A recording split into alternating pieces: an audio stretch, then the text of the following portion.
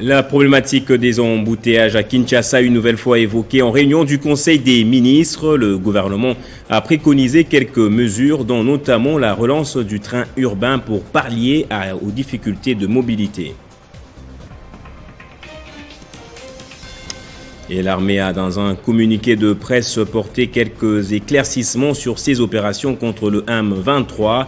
Pour elle, le M23 n'a jamais respecté les recommandations du conclave des chefs d'État, contrairement à ce qu'il a affirmé. Vous suivrez leur déclaration dans ce journal. Et dans le monde, Mohamed Ben Zayed, officiellement président des Émirats Arabes Unis, succédant ainsi à son demi-frère Khalifa Ben Zayed Al Nahyan, mort vendredi à l'âge de 73 ans. Le président français se déplace demain dimanche pour lui rendre hommage. Bienvenue à vous tous et merci d'être avec nous sur Télé 50. Les embouteillages à Kinshasa se trouvent ces derniers jours au centre des préoccupations du gouvernement qui tient à son endiguement pour faciliter la mobilité dans la capitale. En réunion de Conseil des ministres, hier, le gouvernement a préconisé plusieurs recommandations qui passeront notamment par une sensibilisation des usagers de la route, en grande partie aussi responsables de la congestion de la route. Le vice-premier ministre, ministre de l'Intérieur, a fait le point sur la stratégie du gouvernement pour régler de manière durable la problématique des embouteillages de la ville-province de Kinshasa. Il a été à ses propos, complété par le ministre des Transports et Voies de communication des désenclavements. Parmi les causes endogènes des embouteillages attachés au comportement des usagers de la route, il a évoqué le non-respect ou l'ignorance du code de la route, entraînant l'indiscipline dans la circulation routière, les tracasseries par les policiers de la circulation routière et les agents de contrôle du gouvernement provincial. L'état de délabrement des chaussées, le mauvais état de la voirie et l'insuffisance de routes principales et secondaires comptent parmi les causes exogènes de ces phénomènes. Afin de pallier à ces difficultés de la mobilité et assurer la fluidité de trafic à Kinshasa, le ministre des Transports, Voies de communication et désenclavement a préconisé quelques mesures suivantes, notamment les désengorgements de 22 points noirs de trafic identifiés à travers la ville, l'aménagement de carrefours, espaces de stationnement et signalisation routière, la régularisation et l'inspection de la circulation, notamment en modernisant les registres des véhicules par l'enregistrement électronique, en produisant de nouveaux permis de conduire avec puce et en équipant la police de portiques mobiles et terminaux. La coordination de la prévention de la sécurité routière, la relance du train urbain dans les différents tronçons, l'encadrement du phénomène moto-taxi et ses corollaires, les soutiens de projets innovants tels que les téléphériques ou métro aériens, le transport urbain sur le fleuve de Kinshasa et à Maluku, ainsi que la construction de tramways.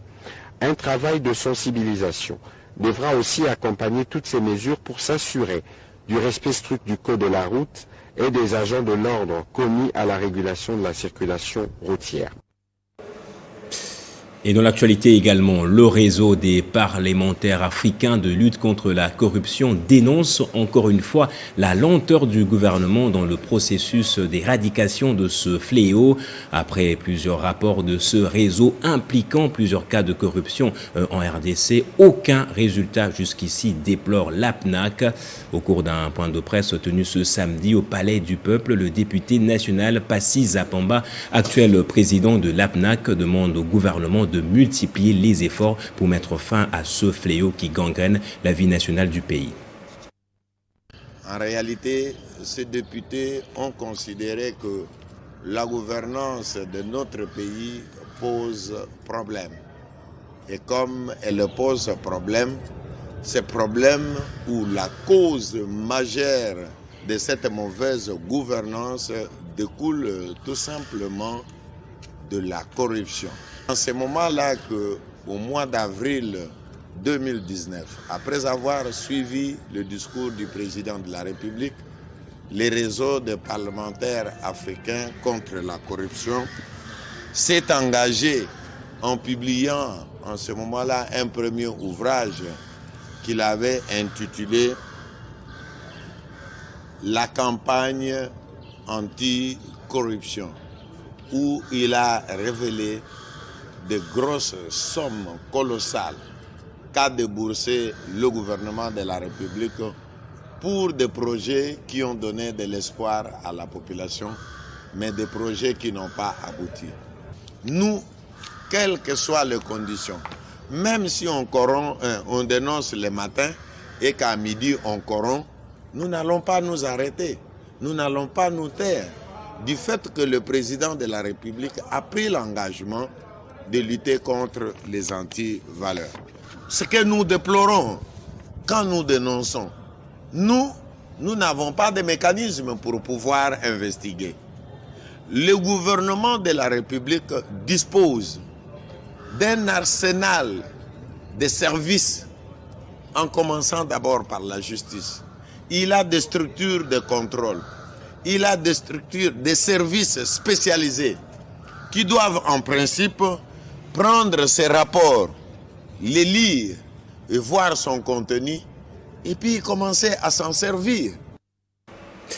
Et en politique, toujours pour atteindre le développement dans notre pays, le P4, Parti du peuple pour la paix et le progrès, prône les idées à la place des individus, a déclaré Emery Patrice Landou, président de ce parti, lors d'un culte d'action de grâce organisé à l'occasion de la commémoration de son 2e anniversaire.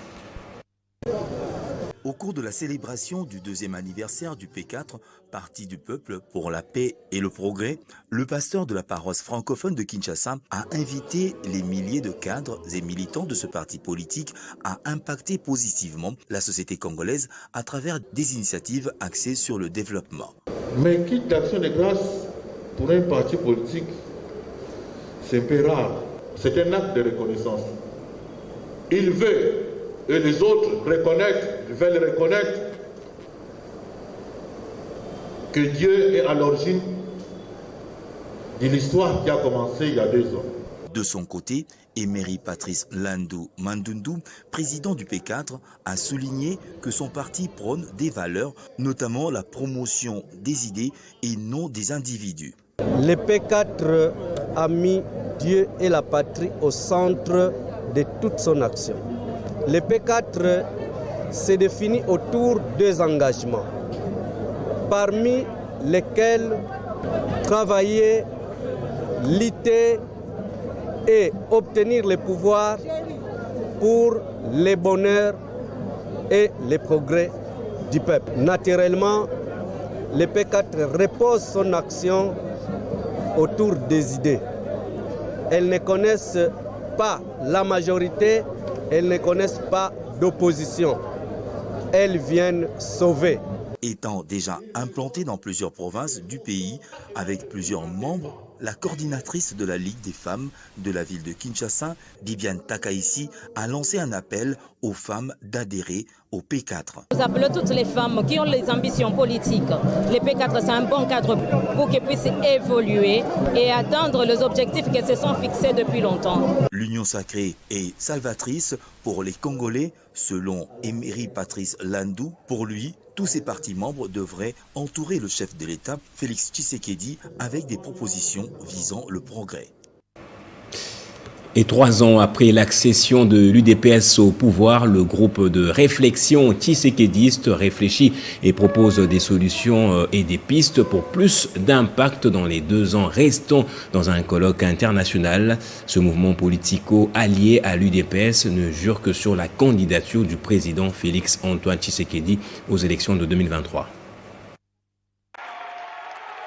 Comment appuyer les actions du chef de l'État, Félix Tshisekedi, après 3 ans d'accession au pouvoir? Quelle politique mise en place pour rendre visibles les réalisations sociales, économiques et judiciaires du chef de l'État? Voilà le sens du colloque international qui devra répondre à toutes ces questions. Des assises organisées par le mouvement politico-allié à l'UDPS, le groupe des réflexions tshisekédistes, GRET en sigle, ayant pour thème alternance pacifique. Pour quel bilan 3 ans après? Mais nous avons lancé un message par rapport à ce que les réalisations rationnelles que les chefs étaient en train de faire, qui demeurent toujours inaperçues à travers les communs des mortels. Et nous avons commencé à énumérer, à checker à tous les niveaux pour faire gober la population ce que les chefs est en train de faire, que d'autres est en train de diaboliser. Donc c'est pour tout simplement faire un bilan de 3 ans, un bilan qui est à 60% positif. Les candidats naturels de GRET, c'est Félix-Antoine Tshisekedi Mulumba, que nous devons soutenir toujours les séquedistes. C'est ça que nous sommes en train de faire. Et nous parlons aujourd'hui pour lui. Et les candidats naturels pour GRET et pour l'UDPS, c'est Félix-Antoine Tshisekedi Mulumba. Selon le professeur Mbata, premier vice-président de l'Assemblée nationale, le Parlement et toutes les institutions devront se mobiliser pour vulgariser ce que le chef de l'État est en train de faire sur terrain.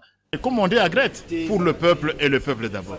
Cette Assemblée doit davantage soutenir le chef de l'État, travailler avec d'autres institutions et assumer son rôle comme une Assemblée pour servir le peuple. Donc je dois travailler et avec l'opposition et avec la majorité pour qu'on aille dans le même sens qui est de servir notre peuple. Après ces colloques, plusieurs actions d'envergure sont prévues pour plus d'impact et de visibilité sur terrain. Et c'est dans le but de relancer l'agriculture dans la province du Kwilu que la fondation Dani Soumou a posé plusieurs actions dans le sens de promouvoir ce secteur. La dernière en date est celle de la conscientisation de la population de ce coin du pays à s'impliquer dans les travaux de champs. Poursuivant l'élan de son action pour le développement de l'agriculture en milieu rural, Dani Soumou, président de la fondation qui porte son nom, a été accueilli chaleureusement par les membres de la FODAS à Yassa et Bouala Oulu dans le secteur de Mokano, territoire de Massimanimba, en province du Kwilu. Convaincu que l'autosuffisance alimentaire passe par la prise de conscience de la population à s'investir davantage dans l'agriculture, Dani Soumou a consacré sa visite à la sensibilisation de cette dernière. Je vous invite à placer les travaux des champs parmi les priorités de vos activités, afin de combattre non seulement la faim et la malnutrition, mais aussi contribuer au bien-être des Congolais, tel que préconisé par le chef de l'État, Félix Tshisekedi, dans son programme de développement des 145 territoires. La FODAS va accompagner les habitants de Yassa et de Bouala Oulu dans ces travaux en vue de subvenir à leurs besoins. L'initiative et l'engagement de Dani Soumou méritent le soutien du gouvernement de la République par les billets du ministère du Développement rural. L'armée ne peut en aucun cas nouer les alliances contre nature avec des groupes armés dont il combat. C'est l'une des déclarations phares de la 3e zone de défense au secteur opérationnel Sokola Nord Kivu que vous allez suivre. Les FARDC ont donné des éclaircissements sur ces opérations dans l'est de la RDC contre le mouvement rebelle M23. A rassuré l'opinion qu'au regard de sa mission qui consiste à traquer et à éradiquer les groupes armés et les forces négatives sans distinction, ne peut en aucun cas nouer des alliances contre nature avec des groupes armés dont il combat, ne peut pas s'empêcher de rencontrer la MONUSCO, qui est un partenaire privilégié des FARDC en général et du secteur opérationnel en particulier, dans la mission de traque de ces groupes armés et les forces négatives. Le M23 n'a jamais délibérément cédé le terrain comme il le prétend dans son communiqué, sinon comment justifierait-il les éléments FARDC capturés et remis par le canal du CICR? La récupération par le CICR des blessés de guerre du M23 conformément à la Convention de Genève. Les éléments M23 capturés et les rendus, dont plus d'une cinquantaine se trouvent entre les mains des FARDC, à la MONUSCO et d'autres dans les pays voisins. Eu égard à ce qui précède, le secteur opérationnel Sokola Nord Kivu constate que le M23 reste et demeure une armée de substitution. Plusieurs éléments ci-dessous le demandent. En gros, le fait que les groupes armés nationaux répondent à la main tendue du chef de l'État en adhérant au processus PDDRCS générait-il le mouvement rebelle M23? Il est inconcevable qu'un mouvement qui se dit congolais puisse revendiquer à ce jour la nationalité congolaise. Parmi les capturés et rendus, on note la présence de plusieurs sujets étrangers. Du point de vue tactique, le mot angélique d'une... Restons à l'est de la RDC, le projet d'appui au secteur agricole du Nord Kivu, PASA NK, achève la première partie de son cycle sur une note de bonne performance hier vendredi 13 mai. C'est l'une des conclusions de la mission de la revue à mi-parcours menée par les représentants du gouvernement congolais ainsi que ceux du partenaire FIDA, Fonds international pour le développement agricole. Patio Kavundama. Au cours de cette revue à mi-parcours, du projet d'appui au secteur agricole du Nord Kivu, il a été question d'évaluer ce programme depuis son lancement. Il s'est déroulé du 25 avril au 13 mai 2022 et les membres de cette mission se sont rendus dans tous les 5 autres territoires du Nord Kivu où s'exécute le projet en vue notamment d'échanger avec les acteurs de mise en œuvre ainsi que le bénéficiaire. Parmi les grandes résolutions issues de ces assises, on note d'abord l'intégration du territoire de Walikale au sein de PASA NK, confirme le docteur Valentino Achancho, directeur pays de FIDA. Et je pense que c'est à juste titre qu'il faut intégrer le territoire de Walikale, dans ce sens qu'il se sentait un peu exclu du projet. Donc c'est une bonne nouvelle. Maintenant, il faut prendre le territoire de Walikale par rapport à ce qu'il est, c'est-à-dire son enclavement. Le projet n'a pas pour ambition de créer les routes, mais le projet va trouver les moyens pour pouvoir intervenir dans la filière. Pour le coordinateur de PASA NK Daniel Bounambo, c'est sous un sentiment de satisfaction que cette revue à mi-parcours est clôturée. La conclusion que nous avons eue nous fait voir que le projet va continuer. C'est qu'il y a une réussite. Parce que si ce n'était pas le cas, on parlerait d'une clôture anticipée. Donc, nous sommes confiants que nous sommes satisfaits, puisque la mission a conclu que le projet va continuer. De deux, le projet a démarré avec retard de 2 ans.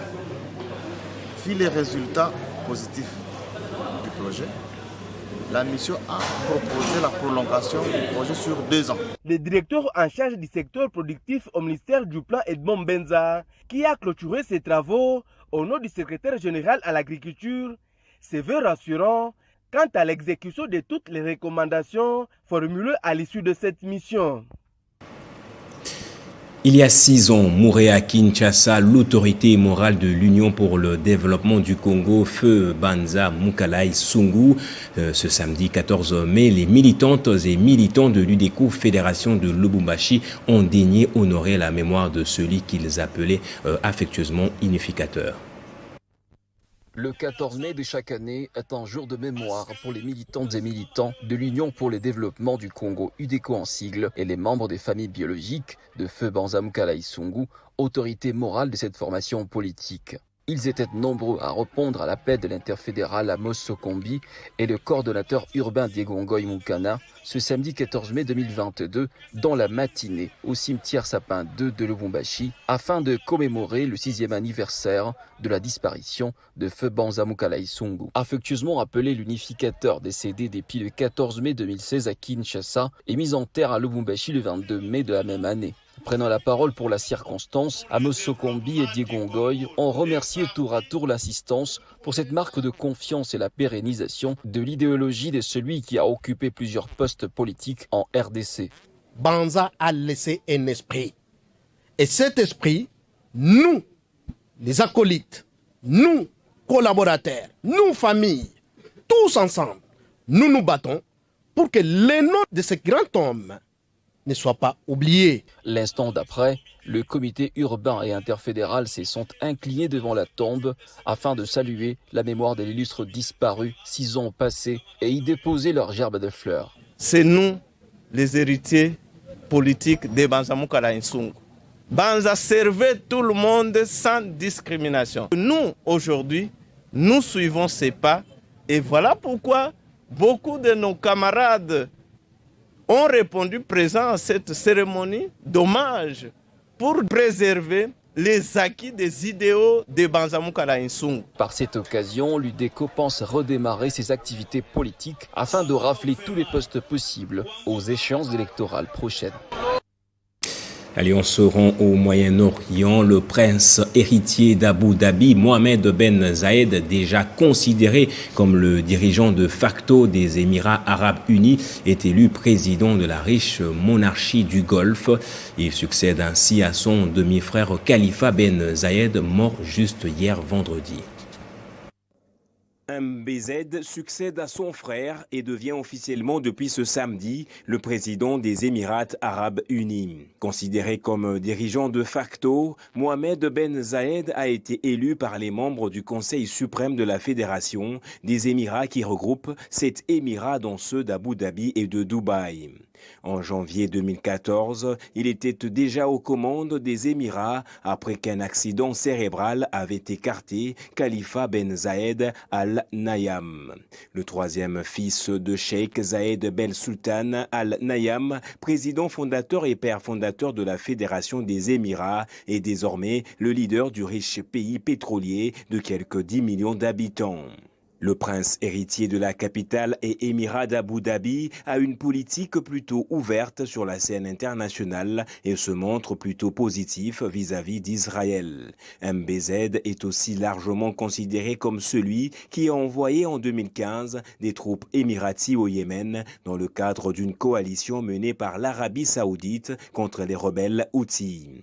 Emmanuel Macron est attendu ce dimanche au pays pour rendre hommage au président des Émirats arabes unis, Sheikh Khalifa Ben Zayed Al Nahyan. Le chef de l'État français entend exprimer son soutien à son frère, le prince héritier d'Abu Dhabi. De son côté, le président américain Joe Biden avait félicité le cheikh pour son élection à la présidence et a assuré que les Émirats étaient un partenaire essentiel des États-Unis.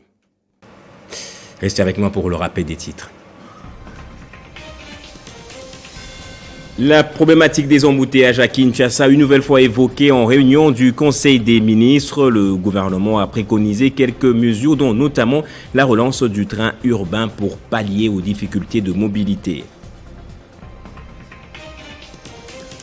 Et l'armée a, dans un communiqué de presse, porté quelques éclaircissements sur leurs opérations contre le M23. Pour elle, le M23 n'a jamais respecté les recommandations du conclave des chefs d'État, contrairement à ce qu'il a affirmé. Et Mohamed Ben Zayed, officiellement président des Émirats arabes unis, succédant ainsi à son demi-frère Khalifa Ben Zayed Al Nahyan, mort vendredi à l'âge de 73 ans. Le président français se déplace plutôt demain dimanche pour lui rendre hommage. Et c'est par ici que prend fin ce journal. Merci à vous tous de l'avoir suivi. Très bonne suite de programmes et soyez toujours heureux.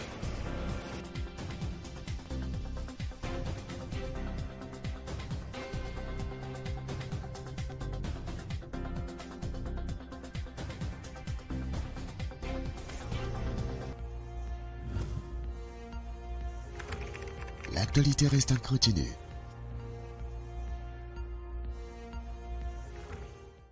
Avis d'avertissement au public concernant les rappels de certains lots de produits de chocolat Kinder.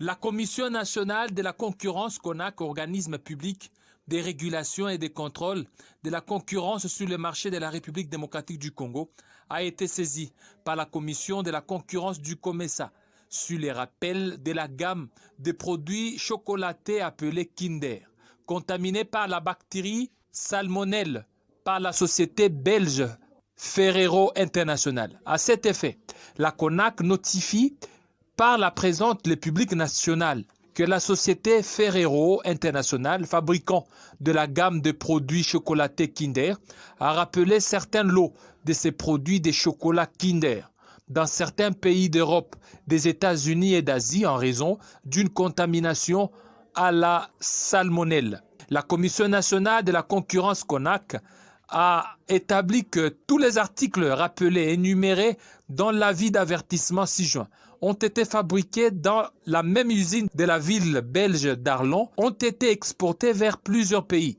dont la République démocratique du Congo, pays membre du marché commun de Comesa. Par conséquent, le problème de sécurité peut affecter les consommateurs et les réseaux de distribution de ces produits dans le marché de la région et plus particulièrement dans le marché national. La Commission nationale de la concurrence CONAC de la République démocratique du Congo en vue de demander aux fabricants d'eux appeler les produits concernés du marché de la RDC et mettre un avis au public indiquant ces distributeurs et revendeurs liés dans le marché national pour permettre aux consommateurs d'identifier ou retourner les produits. Informer le public de tout engagement de remplacement de produits ou remboursement du prix des produits et s'abstenir d'exporter le même produit sur le marché de la RDC jusqu'à ce que les défauts soient corrigés et que le grand public en soit informé. La CONAC souhaite en outre demander à toute personne qui a acheté ou consommé le produit